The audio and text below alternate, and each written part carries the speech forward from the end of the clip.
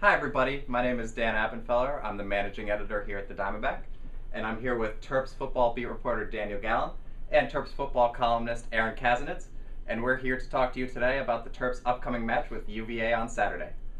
Now, Daniel, CJ Brown, the quarterback, he got hit with a big concussion last week in Florida State, and he was listed today as doubtful to play on Saturday.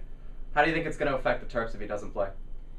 If he doesn't play, it does change things up a little bit. Caleb Rowe is not as much of a dynamic runner, but some say that he is the best arm on the team. So obviously, we're not going to know what to expect until around game time on Saturday. Doubtful. Don't know which way it could go, but I think we'll see a lot of passes. From Caleb Rowe, and I think a little bit more of a traditional running game from Brandon Ross. Aaron, what do you think? Yeah, I completely agree with that. Maybe a little less zone read, but with Caleb, if he is in the game, maybe the Terps can get Stefon Diggs involved. He's definitely their best player. I think we all know that. And Diggs really hasn't had a great game these last 2 weeks. He's been under 50 yards receiving, I think, these last 2 weeks, after being over 100 yards receiving the first 2 weeks.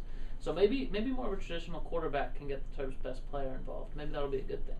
But whether it's Caleb Rowe or CJ Brown under center this week, the Terps are going to have to play much better than they did last week at Florida State. Yeah, I mean, the Terps got drubbed last week, 63-0 down in Tallahassee. But Virginia's coming off an embarrassing loss, too, to Ball State. Daniel, what do you think is going to be the key to the Terps game to bounce back from such an embarrassing loss? I think it's going to be a quick start. They started sluggish against Florida State, started a little slow against West Virginia before the defense really picked things up. So I think if they can jump out to an early lead against Virginia, whether it's just a methodical march down the field or a big play from one of the playmakers, I think that gets them off on the right foot and can really set the tone for them. Aaron, what do you think? Yeah, I think if you look at the Terps' first 4 games when they started out really well, the difference was turnovers. They were creating turnovers. Against Old Dominion, picked off Taylor Heineke. Old Dominion's a great quarterback. They picked him off 3 times.